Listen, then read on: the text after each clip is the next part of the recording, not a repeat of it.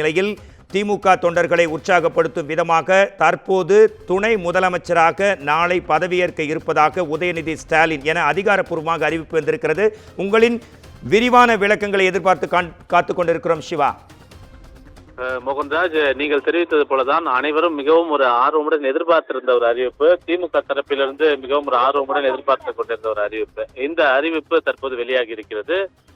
தமிழகத்தினுடைய துணை முதலமைச்சராக தற்போது இளைஞர் நலன் மற்றும் விளையாட்டு மேம்பாட்டுத்துறை அமைச்சராக இருக்கக்கூடிய உதயநிதி ஸ்டாலின் பொறுப்பேற்க வேண்டும், அவரை அறிவிக்க வேண்டும் என்று தமிழ்நாடு முதலமைச்சர் மு.க.ஸ்டாலின் தற்போது அதற்கான பரிந்துரை கடிதத்தை ஆளுநருக்கு அனுப்பியிருக்கிறார். ஆளுநர் மூலமாக தற்போது அதற்கான அதிகாரப்பூர்வ அறிவிப்பு வழங்கப்பட்டிருக்கிறது. அந்த அடிப்படையிலே துணை முதலமைச்சராக உதயநிதி ஸ்டாலின் பதவியேற்பதற்கான ஒரு அழைப்பை விடுக்க வேண்டும் என்று தெரிவித்திருக்கிறார். அது மட்டுமல்லாமல் செந்தில் பாலாஜி, அதே போல கோவிச்செழியன், அதே போல ராஜேந்திரன், அதே போல நாசர் ஆகிய 4 பேருக்கு அமைச்சரவையில் மீண்டும் இடம் வழங்க வேண்டும் என்பது தொடர்பான ஒரு அறிவிப்பையும் தற்போது தமிழ்நாடு அரசினுடைய பரிந்துரையாக வழங்கி அதனை ஆளுநர் மாளிகையிலிருந்து அதிகாரப்பூர்வமாக அறிவித்திருக்கிறார்கள். எனவே இவர்களுக்கான இந்த பதவியேற்பு விழா என்பது நாளைய தினம் நடைபெறும். சரியாக பிற்பகல் 3:30 மணி அளவில் இந்த பதவியேற்பு விழா நடைபெறும் என்று ஆளுநர் மாளிகையிலிருந்து வெளியாகி இருக்கக்கூடிய இந்த அதிகாரப்பூர்வ அறிவிப்பின் மூலமாக தெரிவிக்கப்பட்டிருக்கிறது. அதோடு மட்டுமில்லாமல் அமைச்சரவையிலிருந்து குறிப்பிட்ட அமைச்சர்களை பதவி இறக்கம் செய்தும் அதற்கான பரிந்துரைகள் வழங்கப்பட்ட நிலையில அதற்கான அறிவிப்பையும் ஆளுநர் மாளிகை தற்போது வெளியிட்டிருக்கிறது. அந்த அடிப்படையில பால்வளத்துறை அமைச்சராக இருக்கக்கூடிய மனோ தங்கராஜனுடைய பதவி பறிக்கப்பட்டிருக்கிறது. அதே போன்று செஞ்சி மஸ்தானுடைய பதவி பறிக்கப்பட்டிருக்கிறது. அதே போல ராமச்சந்திரன் அவருடைய பதவி பறிக்கப்படுகிறது. குறிப்பாக ராமச்சந்திரனை பொறுத்தவரை அவர் சுற்றுலாத்துறை அமைச்சராக இருந்தார். செஞ்சி மஸ்தானை பொறுத்தவரை அவர் சிறுபான்மை நலத்துறை அமைச்சராக இருந்தார். மனோ தங்கராஜை பொறுத்தவரை பால்வளத்துறை அமைச்சராக இருந்தார். எனவே இவர்கள் 3 பேருடைய அமைச்சர் பதவி என்பது தற்போது பறிக்கப்பட்டிருக்கிறது. அதோடு மட்டுமல்லாமல் பல்வேறு இலாக்காக்கள் மாற்றம் என்பதும் நிகழ்ந்திருக்கிறது. மூத்த அமைச்சராக நீண்ட காலமாக அரசில் இருக்கக்கூடிய பொன்முடி, அவருக்கு உயர்கல்வித்துறை இதுநாள் வரை அவர் உயர்கல்வித்துறை அமைச்சராக இருந்த நிலையில தற்போது வனத்துறை அமைச்சராக இனிமேல் இருப்பார் என்ற ஒரு பரிந்துரையை வழங்கி அதனை ஆளுநர் ஏற்றுக்கொண்டு அதற்கான அதிகாரப்பூர்வ அறிவிப்பை தற்போது ஆளுநர் வெளியிட்டிருக்கிறார்.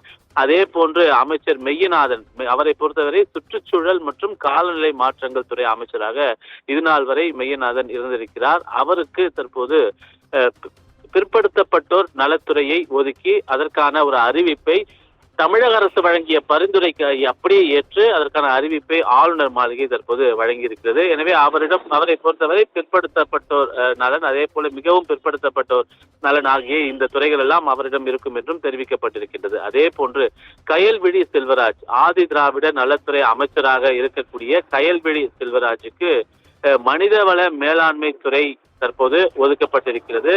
எனவே இனி முதற்கொண்டு அவருக்கு நாளை பிற்பகல் 3:30 மணியிலிருந்து அவருக்கு மனிதவள மேலாண்மை துறை, அதே போன்று எக்ஸ் சர்வீஸ்மேன்ஸ் இராணுவத்துறையிலிருந்து பதவி ஓய்வு பெற்றிருக்கக்கூடியவர்களுடைய நலன் சார்ந்த இருக்கக்கூடிய அந்த துறை என இந்த 2 துறைகளும் அவருக்காக ஒதுக்கப்பட்டிருக்கிறது.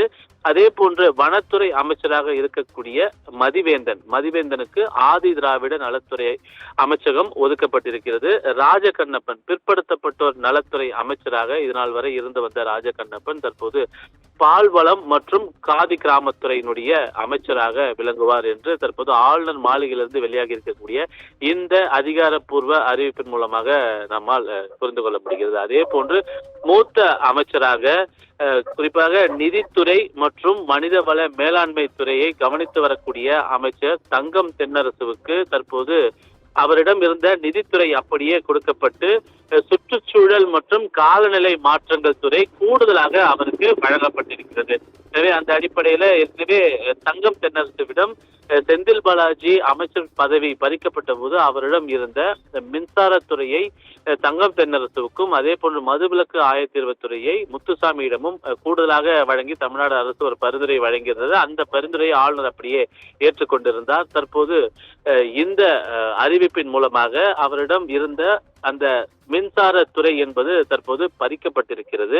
அதோடு மட்டுமல்லாமல் கூடுதலாக அவருக்கு சுற்றுச்சூழல் மற்றும் காலநிலை மாற்றத்துறை கூடுதலாக வழங்கப்பட்டிருக்கிறது. ஏற்கனவே அவர் வகித்து வந்த நிதித்துறையையும் அவர் கவனிப்பார் என்றும் தெரிவிக்கப்பட்டிருக்கிறது. எனவே இனி முதற்கொண்டு அவரிடம் சுற்றுச்சூழல் மற்றும் காலநிலை மாற்றத்துறை, அதே போன்று நிதித்துறை, அதே போன்று ஆர்கியாலஜி தொடர்பான இந்த துறை, இந்த துறைகள் அனைத்தும் தங்கம் தென்னரசிலும் இருக்கும் என்று தெரிவிக்கப்பட்டிருக்கிறது. அதோடு மட்டுமல்லாமல் ஏற்கனவே அவர்கள் கேட்டுக்கொண்டபடி செந்தில் பாலாஜி, கோவிச்செழியன், அதே போன்று நாசர் ஆகியோரை அமைச்சரவையில் சேர்க்க வேண்டும், அதற்கான ஒரு பரிந்துரையை வழங்கியிருக்கக்கூடிய நிலையில அதனை ஆளுநர் ஏற்றுக்கொண்ட பிறகுதான் அவர்களுக்கு ஒதுக்கப்பட இருக்கக்கூடிய துறைகள் தொடர்பான அறிவிப்பு என்பது வெளியாகும். எனவே தற்போது இந்த 6 அமைச்சர்களுக்கான ஏற்கனவே அவர் வகித்து வந்த பதவிகள், அவர்களுக்கு இனி முதற்கொண்டு அவர்கள் வைக்கக்கூடிய இந்த பதவிகள் என 2ஐயும் தற்போது பரிந்துரைகளாக தமிழக அரசு ஆளுநருக்கு வழங்கி ஆளுநர் அதற்கான அதிகாரப்பூர்வ அறிவிப்பை தற்போது வெளியிட்டிருக்கிறார். எனவே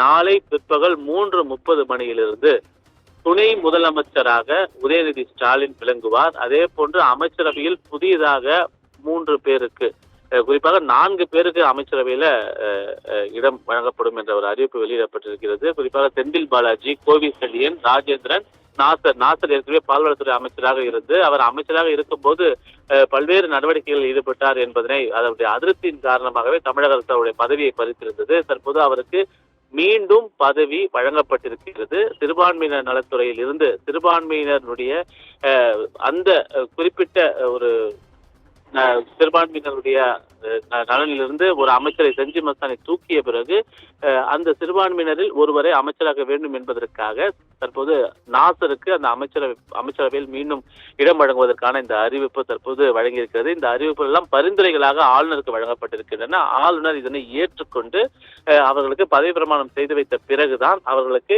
எந்தெந்த இலாகாக்கள் ஒதுக்கப்பட்டிருக்கின்றன என்பது தொடர்பான அதிகாரப்பூர்வ அறிவிப்பு வெளியாகும். மோகன்ராஜ்.